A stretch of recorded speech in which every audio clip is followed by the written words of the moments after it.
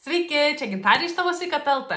Ir šiandien duosiu Jums 5 paprastus patarimus, kaip galite valgyti truputėlį kitaip, valgyti vis dar tuos pačius patiekalus, bet truputėlį kitaip, tam, kad jūsų cukraus kiekis kraujyje išliktų tolygesnis. O tolygumas yra labai svarbu, nes kai mes pradedame turėti ar jaunas, ar senas, ar ligotas, ar neligotas, kai mes pradedame turėti cukraus kiekį kraujuje šuolius, ar ne, kai prasideda atrakcionai, tai labai kenkia mūsų organizmui, mūsų organam, mūsų bendrai sveikatai ir to mes turėtume vengti. Tai mūsų cukraus kiekis kraujyje turėtų būti kiek įmanoma tolygesnis ir būtent visi šitie 5 patarimai šiandien jums padės suprasti, ką galite minimaliai pakeisti, bet labai efektyviai įgyti naudas, kas liečia cukraus kiekį kraujyje reguliavimą.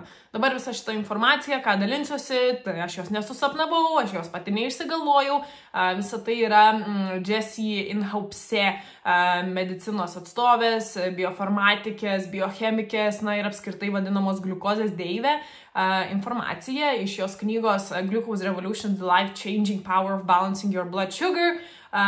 Jeigu mokate anglų kalbą, galite pasiskaityti ir jūs. Bet ji tikrai yra tas žmogus, kuris maisto industrijoje, sveikatos industrijoje yra kaip pavyzdys ir vienas geriausių informacijų šaltinių, kas liečia informaciją apie gliukozę, jos valdymą ir visus niuansus ir visus triukus.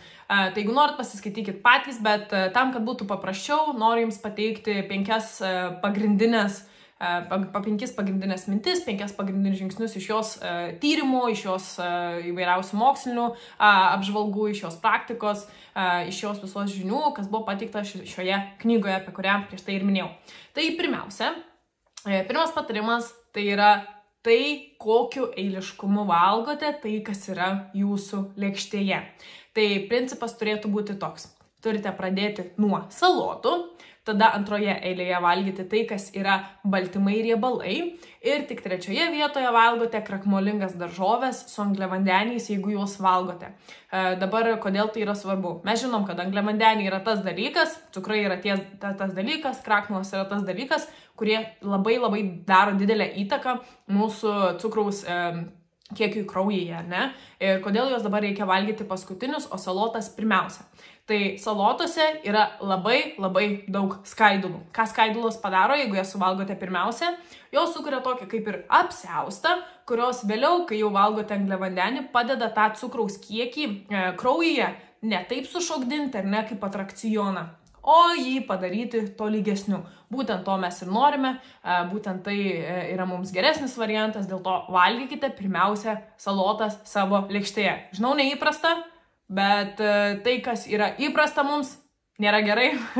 Mes jau tai labai žinom, tai toks menkas pakitimas, vis tiek tą patį maistą suvalgysit, bet yra netgi, sako, 70 ar 75% gali būtent vien dėl to, kaip kokį eiliškumu valgote maistą, susireguliuoti jūsų kiekis cukraus kraujyje.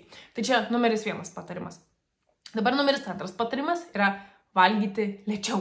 Aš žinau, kad mes to nemėgstam, aš žinau, kad mes visi visur skubam, neturim laiko, ypač kas liečia mūsų sveikatą, ypač kas liečia mus, visa aplinka mums visada yra svarbiau negu mes, bet turime stengtis valgyti lėčiau, kaip ispanai, kaip portugalai, kaip visi tie, kurie gyvena prie jūros.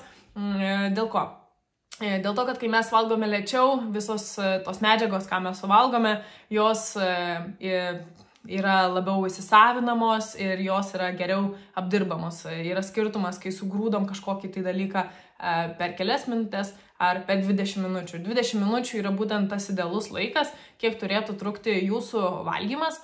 Ir žinau, kad tai yra sudėtinga, bet mano patarimas jums iš asmeninės patirties, tai nusistatykit laikroduką savo telefone, kai pradedate valgyti, bendraukite ir, bent jau kasdien stenkitės po 10 sekundžių, po 20 sekundžių, jeigu esate ekstremalai, po minutę pailginti laiko tarpą, per kiek pavalgote. Manau, šitiek tai tikrai savo galite leisti, nes tai labai turi didelę įtaką jūsų sveikatai. Tai valgykite lėčiau, 2 patarimas. Dabar 3 patarimas yra jūsų pusryčiai. Kas yra labai svarbu, kad jūsų pusryčiuose neturėtų būti tai, kas yra saldu ir neturėtų apskritai būti jokių angliavandenių, nes taip, kai pradedate savo dieną, savo ir ką duodate savo virškinimui, pasirodo labai didelė įtaka, taip kaip jaučiamės visą dieną, taip kaip organizmas dirba, kaip jį užvedame, ar ne, kaip kokią koją išlipam iš lovos, tokią dieną ir turim lygiai tas pats organizmu, ką paduodam jam pirmiausia, taip jisai po to su mumis ir elgiasi. Tai jūsų pusryčiuose turėtų būti skaidulos, turėtų būti baltymai, jeigu norite riebalai, bet ne angliavandeniai, ne cukrai. Tai čia 3 patarimas. Dabar 4 patarimas yra obuolių sidro actas. Rinkitės į kiek įmanoma drumzlinesnį, rudesnį, organišką, ekologišką, tikrai ten kainų skirtumai nėra dideli. Ir 1 šaukštą prieš valgant išgerkite ir tai vėlgi visą tą kreivę patolygins, jeigu yra toks žodis. Tai čia 4 patarimas ir 5 patarimas yra vaisius. Jeigu juos valgote, valgyti, neapdirbtus. Negerkite sulčių, negerkite kažkokių tai košių, kažkokių tai sirupų.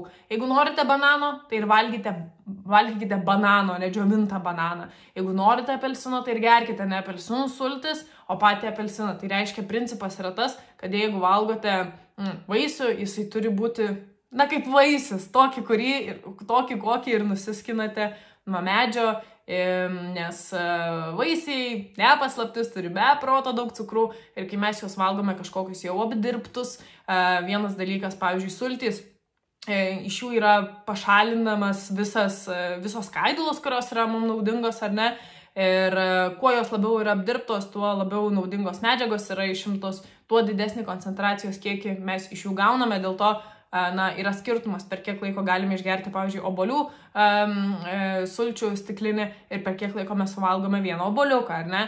Ir vėlgi, kuo ilgiau valgome, tuo geriau tai mūsų organizmui. Tai 5 patarimai. Eiliškumas, kaip valgote, kad pirmiausia turėti salotos pabaigoje angliavandeniai, 2 dalykas valgyti lėčiau, 3 dalykas pusryčiams neturėti nieko saldaus, nieko iš angliavandenių, 4 pavartoti obuolių sidro actą ir 5 valgyti neapdirbtus vaisius, tokius, kokie jie yra nuo medžio. Čia Idalė iš tavo Sveikata.lt, ačiū labai, kad žiūrit ir iki kitų kartų.